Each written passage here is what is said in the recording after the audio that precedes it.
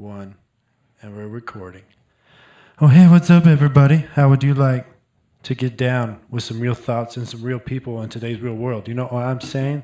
Life in God's pocket. Joined here again by the man Skyler. What's up, dog? Hey, what's going on?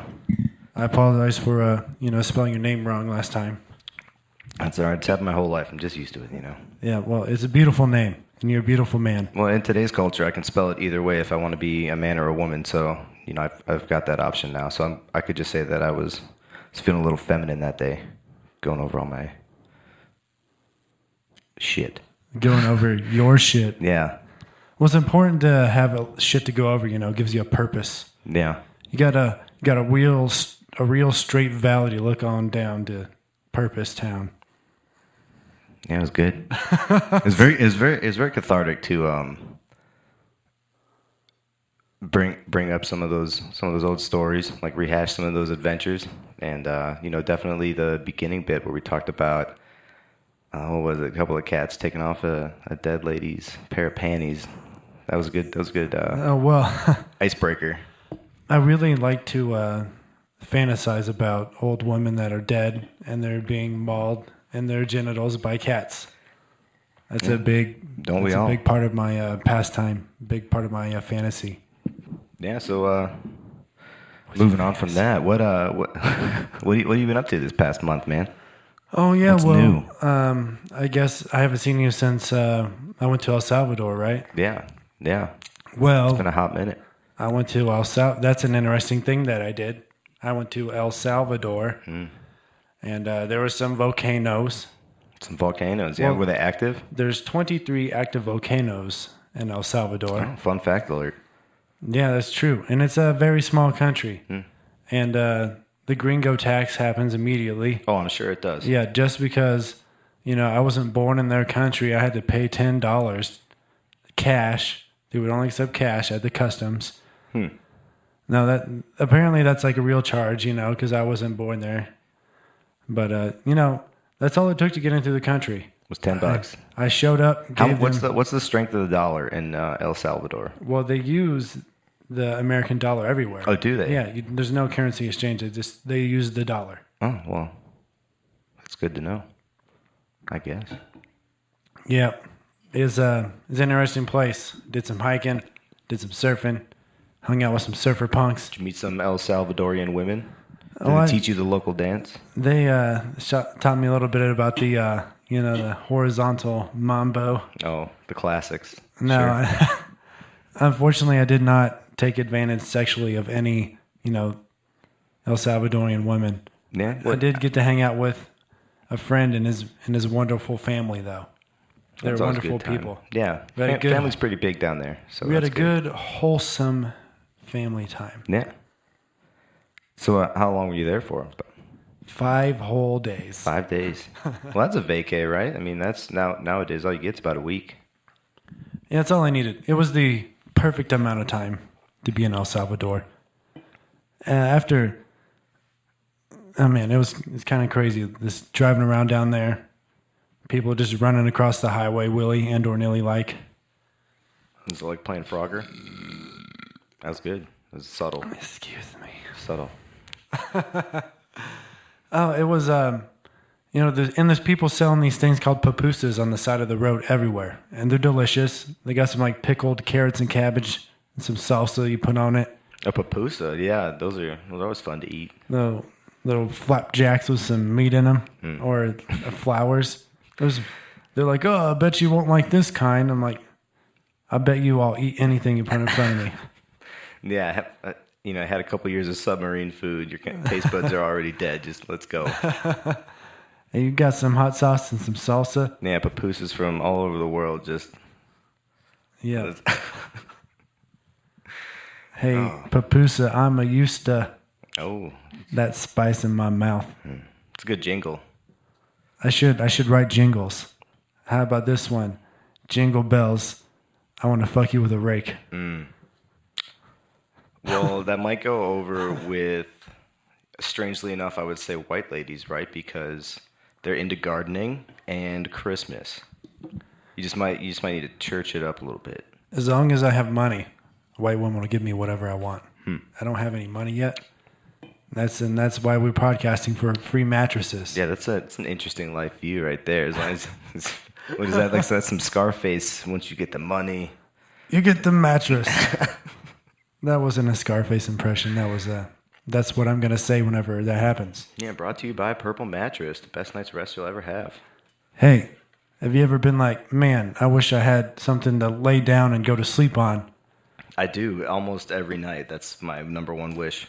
And you're thinking, if they would take away this stack of box crates and this, shag carpet I've been sleeping on for the last 10 months, if they would just take that and replace it with a very reasonably priced mattress, I'd be eternally grateful. So whenever, I'm coming down from a night of partying, I don't have to sleep on a hard milk crate. Milk crates. I said milk crate, right? Yeah, I think you said a milk crate. One milk crate, a singular milk crate. It's a pretty good balancing act you got there. I perch. I'm a bird of prey. You mentioned perching last time too, and I've noticed you're a pretty good percher. You perch on that weight bench very well. It makes me have great posture, and plus I'm too cheap to buy chairs. Oh, I'm sorry. Say again. No, go ahead. I was just saying it's gonna be important later. A good posture. See, I hunch a lot, right? And I think it's because of the boat. And I know that I'm just gonna grow to be that old man that's like bent over at 90 degrees, and people think, how do your inner organs still function? I'm headed that way. Well, there's only one thing you can do about that now, and that is get stem cell injections into your spine Yeah. and your dick. Well, that's like a legitimate thing. That like stem cell injection therapy. They're like it's becoming more popular now amongst the rich folk that believe they're immortal. Yeah, because you just take your blood out. They like put it in a centrifuge or some shit like that and heat it. Mm-hmm. And somehow they culture your blood and they make golden cells, and then they isolate these golden cells. Or I'm not a doctor. I just kind of. You could have fooled me right there. You were hitting on something. Yeah, well, basically they take your blood out, they do some fucking science doctor shit, and then they put it back in you in specific places. And it makes you young again. It like makes your genetic age younger. Like your, age in like reality. I'm 30 years old, but if I did stem happy cell, birthday, by the way. Yeah, you had a birthday since we were on. Yeah, it was. I'm sure I sent you a text. Yeah, of course. It was a really important day to me. Yeah. It was my party, and I cried because nobody showed. I thought you were going to finish that with "you wanted to." That would have been pretty good. I didn't want to. Just everybody's an asshole is mean and inconsiderate of my feelings. Yeah, I'm sure I had something going on that day. I was much preoccupied. I went to San Diego to go hang out with my tattoo guy to get my sleeve finished. And I stayed in an Airbnb, and then I got a tattoo, and then I hung out at Hooters for a while. What a treat. It was a real good birthday for me. Mm-hmm. I did all the things I wanted to do. That's how you kicked off the 30s alone in a tattoo parlor. Dude. No, that bodes well. I have like greater than like 30 some hours of tattooing done on the sleeve. Mm-hmm. So I know the guy well enough because I have to sit there and talk to him for hours.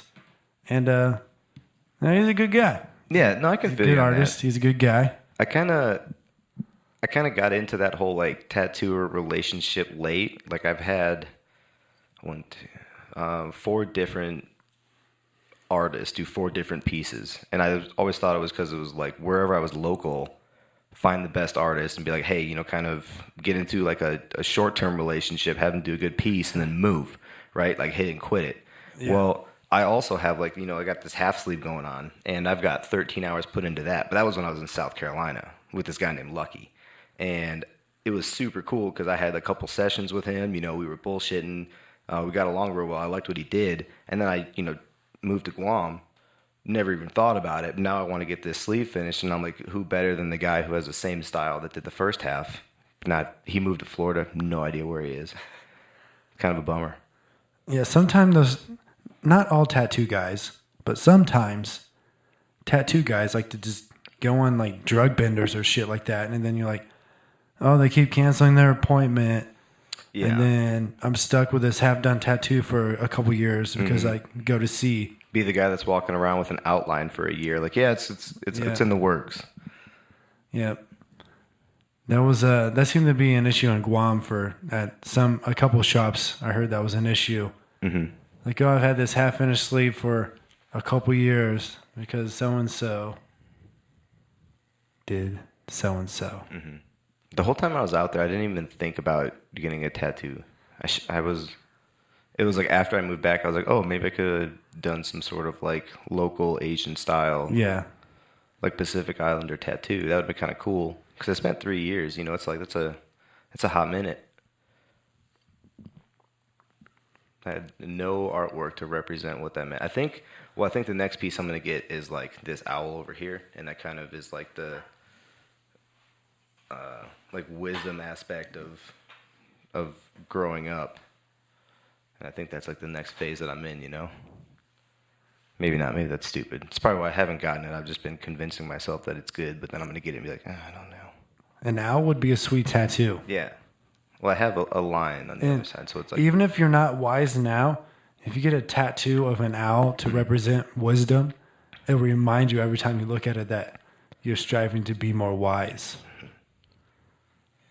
Yeah, but then when I'm looking at it, I'm also topless in a mirror, and I'm like, ooh, what's the rest of this going on over here? So probably won't see it that much. And then you start masturbating.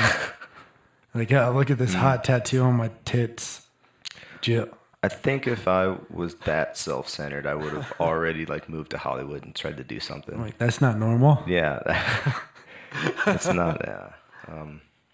Yeah, you know, I'm sure in some households it's normal. There's 80 some genders now, so that's probably not the most abnormal thing going on. I once was hanging out with this young lady who will remain nameless. I was 19 years old. I was in Phoenix, Arizona. And interesting. No name, but we got an age. I was 19 years old. Oh, okay. All right. At the time. And I was hanging out in the parking lot of a Denny's drinking margaritas out of a plastic bottle, waiting for this young lady to come pick me up and take me home so we could, hang out. Sure. And then watch Teletubbies. So there was no fornicating. We were sitting on my balcony talking with my roommate. And this is totally an Etchbox story, by the way. Yeah, it's an Etchbox. This happened to me. She looked at me. She's like, "Well, I'm gonna go home now and treat my body like a carnival in front of the mirror, or something like that." And she left. I think she probably stole that from a book. Yeah, for sure. And then my roommate, after she left, my roommate was like, "Dude, are you like gay? That was totally. You're supposed to be like having sex with her, not her leaving after telling you that." I was like, what? Yeah. Well, hindsight is 20/20, you know? Yeah. Who knows? Maybe you made the right decision. Maybe your obliviousness might have saved you from a lifetime of little Jordans. Yeah, maybe I would have been so excited. I would have gone in there, unprotected, and sabotaged the rest of my life with a child. But now you're just, living by yourself in Reno, so it's just looking up. Well, some people want to have kids and have a family, and some people are more self-centered, like me. Do you think it's self-centered, though? I mean, with overpopulation, I think that's like more, maybe like 50 years ago, if you would have said, hey, like I'm not having kids, I want to focus on a career and playing my whole life and accumulating wealth. But now maybe you could spin that and just be like, there's a lot of people on the planet. So like me not making 3 or 4 is a step in the right direction. I would have to, excuse me, 100% agree. I don't hate kids. The human race needs to survive. So some people do need to have kids. There have to be breeders. Yeah. And I just choose not to be. I'll just be that positive influence outside of their parental, halo. Yeah. I'm not a good example for the accepted,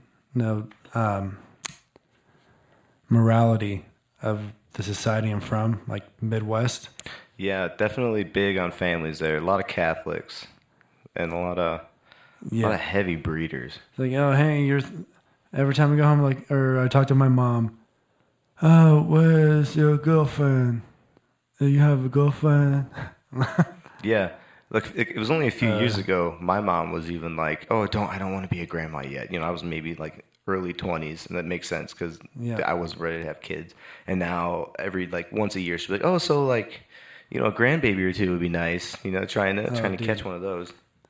My parents are always about that shit. Every time they talk to me, like, oh, you are such an amazing person and you're special and you should give us grandbabies. And my response is, I know you're trying to manipulate me into doing something I don't want to.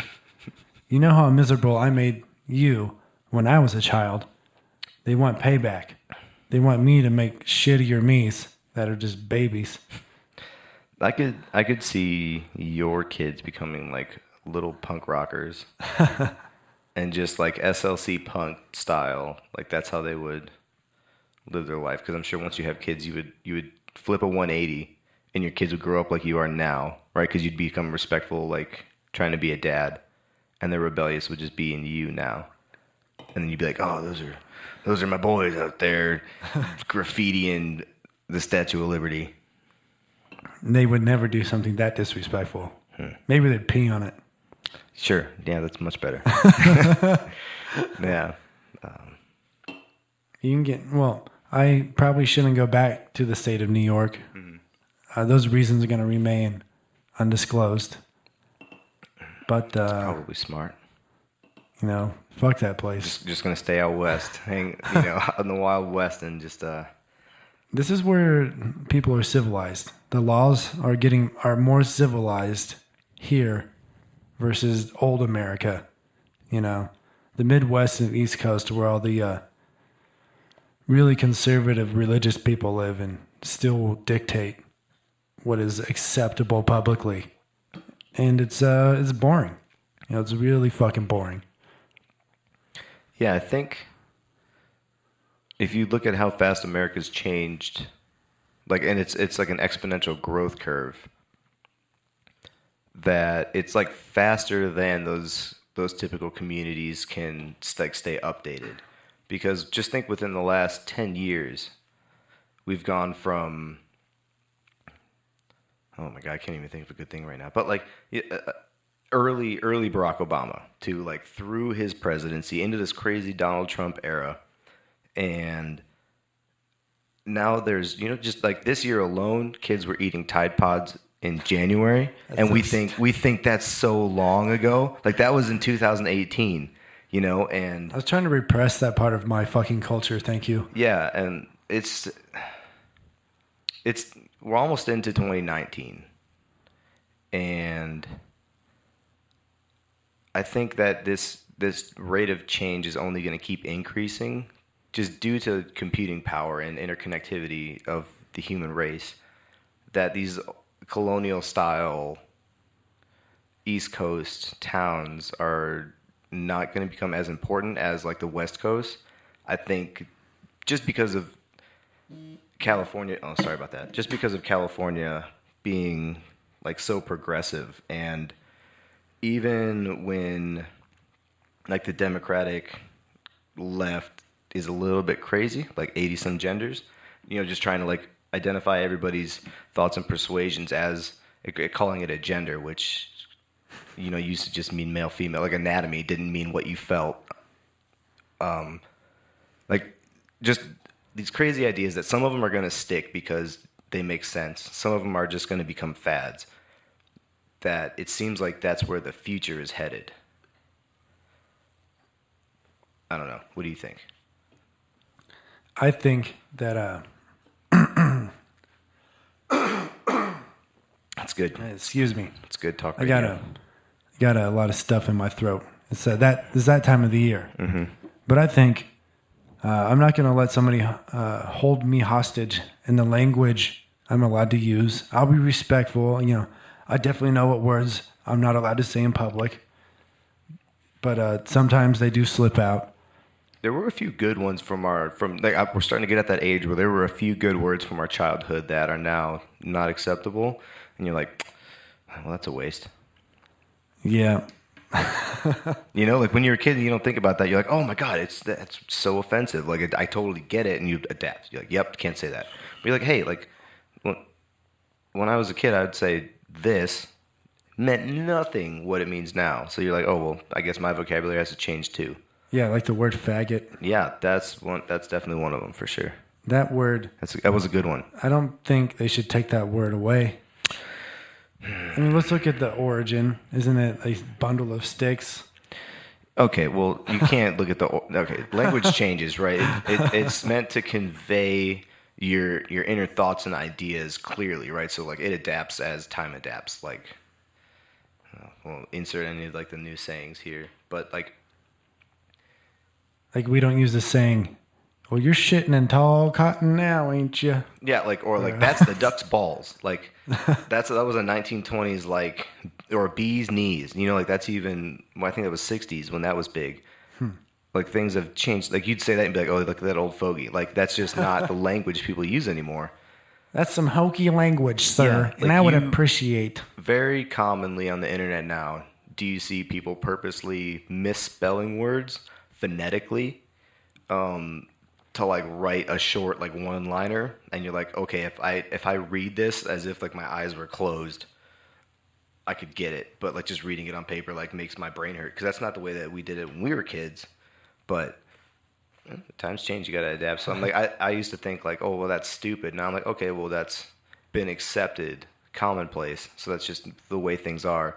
And then unless you're trying to fight change and become an old person early, like just like set in your ways, you just have to adapt and roll with it. Do you think that Twitter is causing progression in language or making language more efficient because they put a character limit on a post, but they allow you to use all these pre-made emojis and shit, and then people start getting, oh, I'm gonna, HMU for whatever the fuck that means.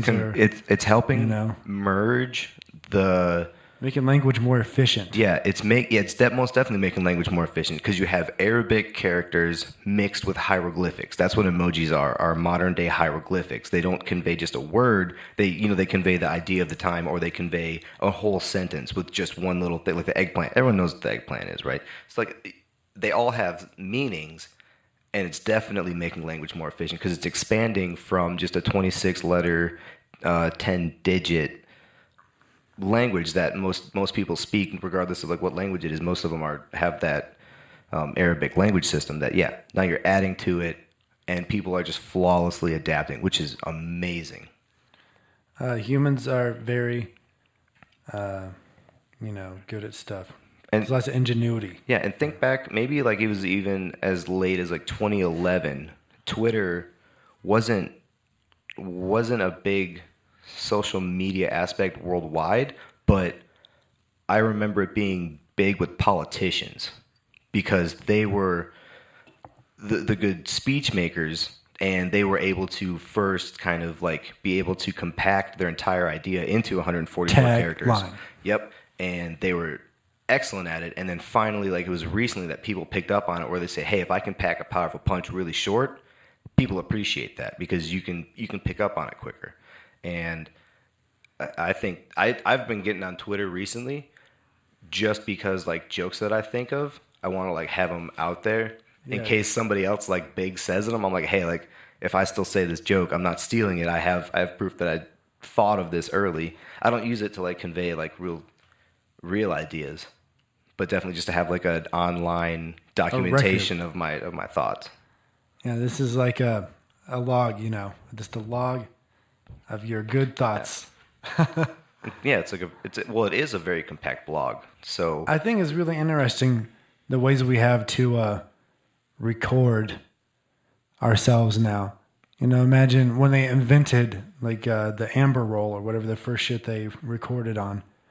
Like, how can we, writing things down is cool, but how else can we store information?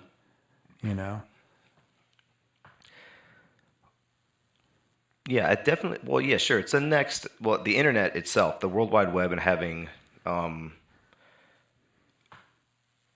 language, like I said before, like interconnectivity between the human race, and having it stored on a server is the next step in record keeping. Because before, like the Library of Alexandria, imagine if that was on multiple hard drives. Like how much farther we would be in medical science, in just so many aspects of the human race. Redundancy. Yeah, exactly. So you have that with the internet,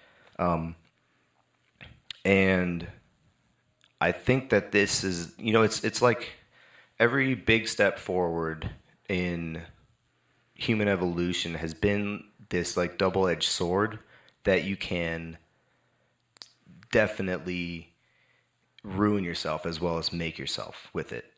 Like on some social medias, let's say you're young and you're full of testosterone and you have these views that maybe your parents handed down that aren't quite with the times. And then you post these things on social media. Like let's say you were born in let's even say New Jersey, right? And your parents very racist people, and you grew up around very racist people, and you thought that was a normal thing. So like you're on your Twitter, like, fuck these Jews, and you're just like, that's what you post, like that 3 words, right? And then 30 years later, you've moved on. You've been like, wow, that was like really bad.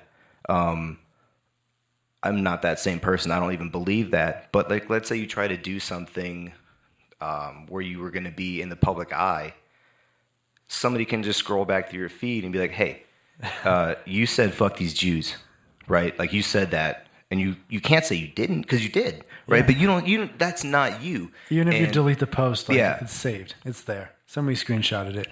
Yeah. And like, let's even go a step farther. Like maybe never outwardly you were like a racist or bigotry at all, but you just said it online.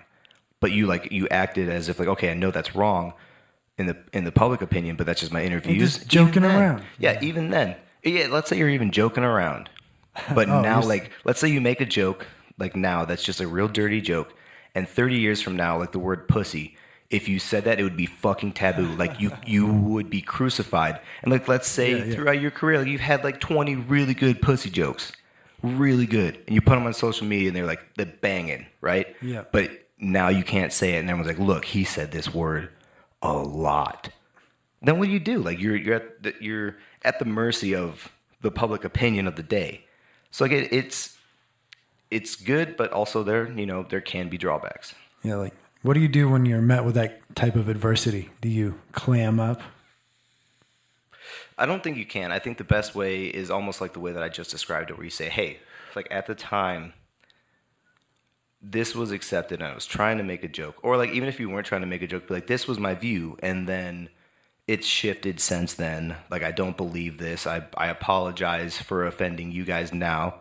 But like that was fucking funny back in the day. Like then you got to come out and be like almost aggressive, where you're like, look, that don't was be such joke. A pussy. Yeah, exactly. Well, I don't know if you would say that then, but you'd be like, look, you have some thick skin. And most people would resonate with that because, most people work for a living. They got a little thick skin. They'd be like, oh, okay, like I can see your opinion.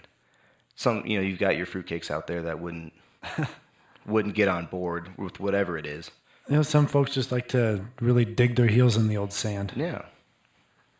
And I wish that we were also doing video, because I saw an Instagram video today of a grown man who had a blonde wig, was dressed like a woman, identified as a woman, right? Like that was, I firmly believe that he identified as a woman.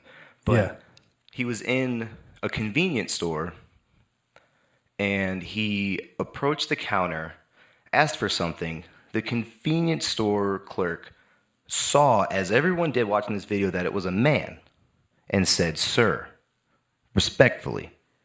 And this woman lost her shit. I think I saw this. Oh my God. She screamed. She wanted the corporate number. She asked for the corporate number so she could get him in trouble for trying to just look like, let's say, let's say you're not into the whole, like, it's just binary, man and woman, like gay and lesbian. Like that's what you think, right? And you're working at a convenience store. you're making $7.40 an hour. You deal with meth heads. You deal with truckers shitting everywhere in your bathroom, and you just keep fucking trucking, right? Because you got to make rent. And you see this dude just roll up, dressed like a crossdresser, and you're like, okay, okay, just do your thing, whatever, do your thing. How can I help you, sir? And then you get blasted. Like, that's okay. Get thicker skin. Yeah. Reasonable people, even if they are the most pro 82 gender, are going to say, yeah, this woman needs to calm down. Yeah, you can't expect everybody just to be on board immediately because it's a That's you can't even tell me that's progressive. It's a progressive idea. You need to give everybody a chance to catch up to the high level that you're on. With this righteous, because I saw that video and this woman, self-proclaimed woman, it's like, hey, if you want to see man motherfucker, meet me outside, or it was something along those lines. Right. I was like, wow, that was really aggressive. Just for it didn't seem like it was a dispute that required that level of aggression. I thought it was so ridiculous that even the first time I watched it, and she got about 7 seconds into her rant. I thought if I was standing there next to this guy with the camera, I would have had to say, well, show me your vagina. Right? Like, that would have been the first thing out of my mouth is like, you're being so ridiculous. I have to be more ridiculous in order to get you to kind of snap out of this tirade and be like, lady, you need to calm down. He was trying to be respectful. Like that. And that was just like my instant thought as I watched it. And then the more I watched it, I thought that would have been the wrong move. I should have just stood there and laughed and just belly laughed the whole time. Because then she would have had to feel ridiculous at that point. Because I'm just another bystander. You can't call corporate on me. Yeah. And then she probably would have left. And the whole thing would have been diffused. But maybe she would have thought about like, hey, I need to... Maybe this is not the correct course of action to threaten violence to take up my side of the argument. Because that's how you win an argument and progress things, is by threatening violence. But that's always been human nature. The person with the bigger stick rules the roost. And that's just the way it's always been. Well, the way it still is, but it's more cloak and dagger now. We're still animals, but we have big brains now because we do drugs and stuff and have good thoughts, devious thoughts. Mm-hmm. Have you heard about the stoned ape theory? Yeah, about what has to do with like monkeys eating mushrooms and shit like that. Mm-hmm. I like the way they church it up. It's almost like a dinosaur story where they say it was like monkeys that were leaving the forest because there was a lot more grass in the savannas now, and there's a lot of elephants and rhinos and stuff roaming through, and then they were pooping everywhere, and these big old mushrooms were growing, and they were like, "Hey, this seems like it's probably a good meal. It's a nice big old mushroom." And they started seeing fractal shapes and other weird things, and they just kept getting stoned, and then they were like, "Hey, maybe I could make a wheel," and now here we are. Yeah. Crazy to think. That is the first wheel. I wonder if this is a dumb question. I was going to say, I wonder if the first wheel became before the first like mass murder. But mass murder definitely came before the first wheel. Mass murder was yeah. Mass murder was probably as soon as there were single-celled organisms. Yeah. Mass murder was a thing. Top 3 things they learned how to do once being conscious. Competing for food and the resources. You got to be the top amoeba to absorb the other amoebas. Big dick amoeba in the house. Yeah, big dick amoeba energy. That's what that is. That's good stuff. Hey, beer me, bruh. Yeah, absolutely. Thank you, sir, we're at 34 minutes. Take a break. Oh, yeah, sure. Take a little fiver. Let's take a little fiver, and then come right back. Bye-bye. Yeah, I might have to urinate, so let's take a mattress time. Think about that mattress. All right, the bad boy is fired back up. All right, we're back. We're back at it. We're So I have a hobby. I like to do stand-up comedy every now and again. Mm-hmm. and you were asking me questions about that. I was, yeah. Yeah, before we came back, I was. What question was I at? I think I was. So, uh, how often do you guys do it? Is it like once a week? So there's places to do it in the Reno area. Mm-hmm. Probably Monday through Thursday, maybe Sunday through Thursday. I know I work Sunday through Wednesday, so usually sometimes I'll go Thursday nights at this place called Beck's Brew House. Shout out to Bex. Yep, they let me do stand up comedy there, and it's open mic night. It's pretty fun. It's, some tasty beers at reasonable prices and a warm atmosphere. Yeah. So when you're doing like the open mic, like how many minutes of material do you usually have in your pocket? I've done anything from 30 seconds to maybe 5 minutes. Yeah. Yeah, 30 seconds. What is that, like the tweet of stand-up comedy? You just came out 144 characters and bounced? Well, there were like 10 other people that did that were doing some time that night. There's a few of them that went like 15 minutes or more.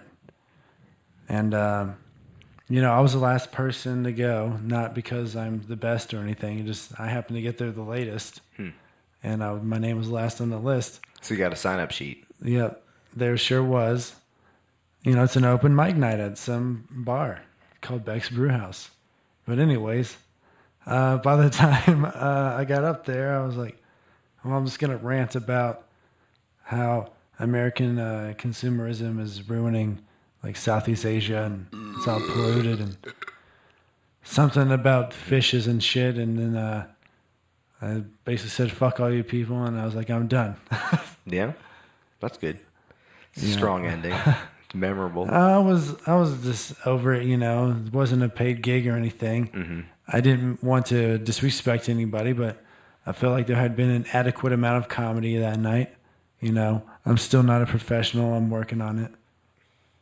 But What's good? Yeah, it's good to explore all options because maybe you'd have liked that short rant style. You could have transformed that into like slam poetry. Just completely switch gears. I learned from my mistakes, you know. Yeah. It's definitely not a go-to when it comes to the entertainment. Well, yeah, people like it short, but not 30 seconds short. Yeah, a buddy of mine, he had brought like a Tinder date or whatever that night. Mm-hmm. And he was like, oh, my friend, he's this really funny guy, you know. I bet you can't wait to see him tell some jokes at this place. Oh, yeah. Really set the bar low there. And then I did that bullshit. And he's like, dude, what the fuck? That's funny, man. I think that would have been funnier than if you actually would have had a set. That's something. Yeah, that's pretty good. Yeah, but I kind of cockblocked him because I was a cunt. Well, life happens. You know, I think if their bond is strong, then they'll get over it, right? Yeah, it was still cool, you know. I mean, that he's not cool with that chick anymore. Mm-hmm. Yeah, like the reason I was kind of bringing up the whole stand-up comedy thing is like I've been like a really big fan of like a lot of the Netflix comedians. Like that's what really got me into stand-up comedy. Like Comedy Central Presents, they kind of had on there. And, yeah. Like so, I've almost like been like a real like studious observer of people when they're doing stand-up because if they make their acts look as if that's just off the cuff what they're saying, but you know they've rehearsed it like hundreds of times. So like when you're able to kind of like lift the glamour that they put you under, the way that people craft jokes on like the world-class stage is really good. Like, and I enjoy that, like the play on words, like the premise, the setup, the way that you can take a whole group of people in an audience, like even people like Kevin Hart's doing stadiums. You can take up to like 100,000 people, put them under a spell, have them all thinking the exact same way that you are, and make it funny. Like make them understand it and be able to relate to it. I used to think that way about like magicians, where I'm like, oh, like they can this sleight of hand, they're doing it right in front of you. Yeah, it's an illusion, but like it's happening in front of you and you're fooled, and that's why you're like, oh, this motherfucker right here, like he's got some demon powers, you know? Because like I didn't see that happen.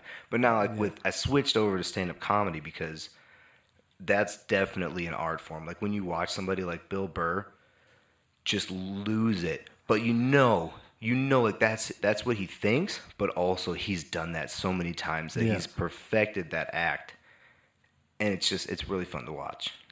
So like I think it's just kind of cool that you're dipping your toe in that water.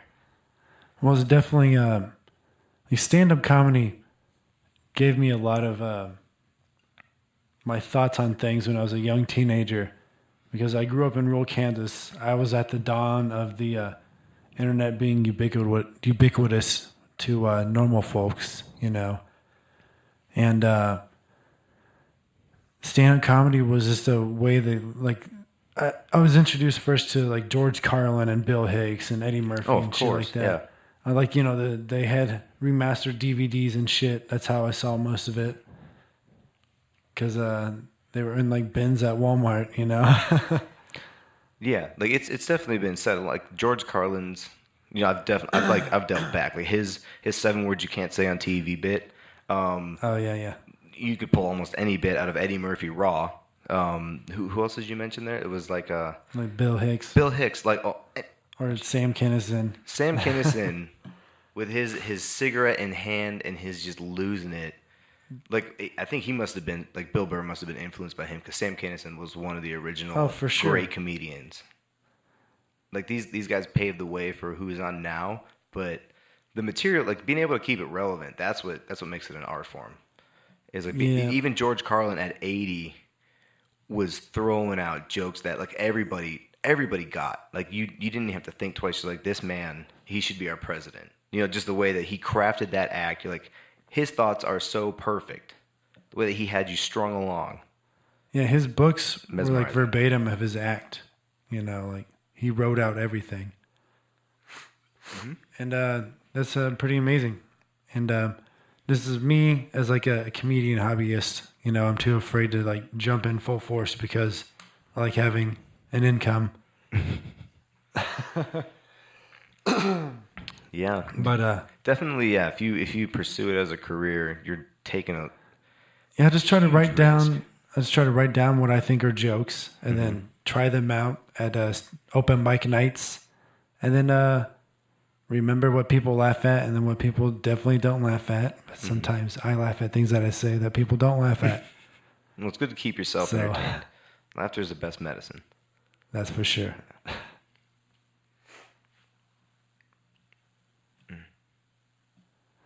So, and then Frosty says to Santa, "Hey, can I have my carrot back out of your asshole, Santa? Please."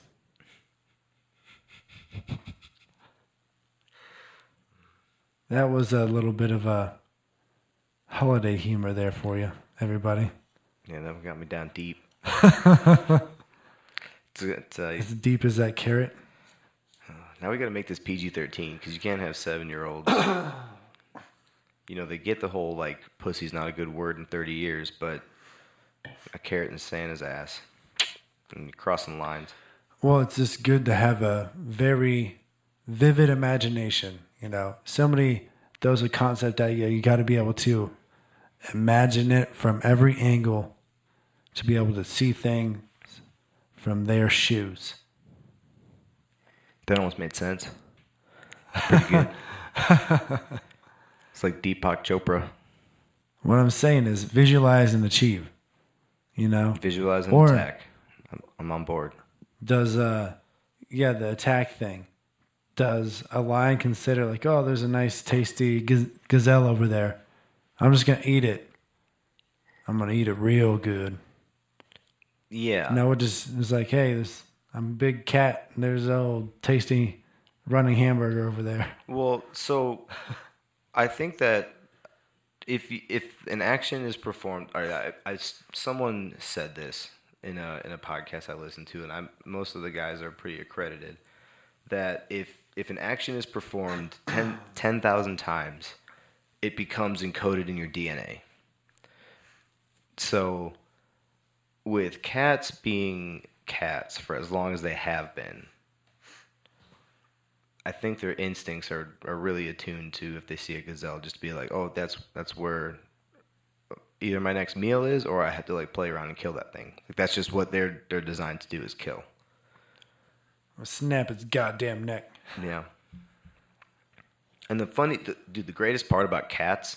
So I have 2 cats, and what I think is the greatest part about cats is that if your house cat was maybe 5 times bigger, it would try to fucking kill you without even thinking about it. It would be like, Yeah. oh, that's a meal.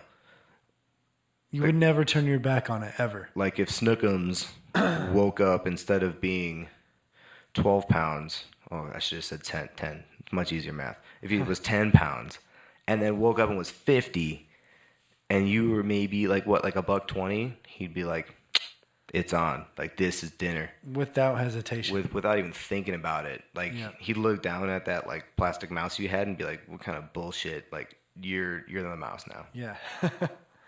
Dude, animals are really fucking strong too. Mm-hmm.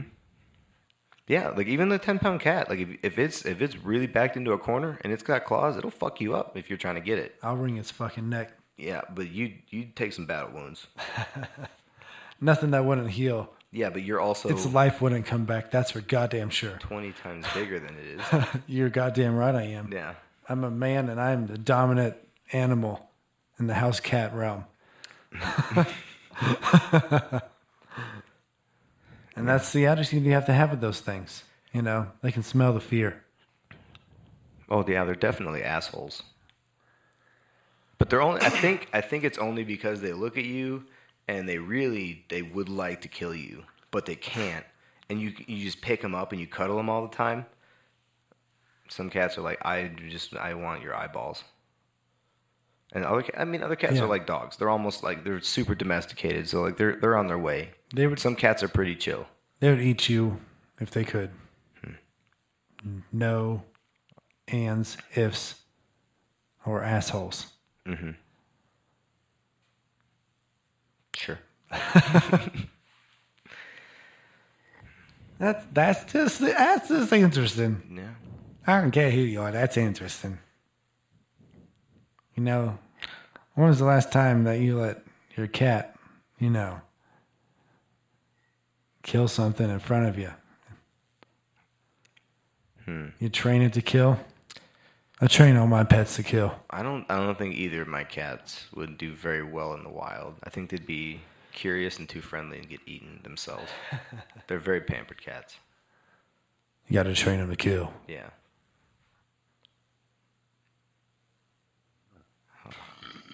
Sorry, I lost my train of thought there.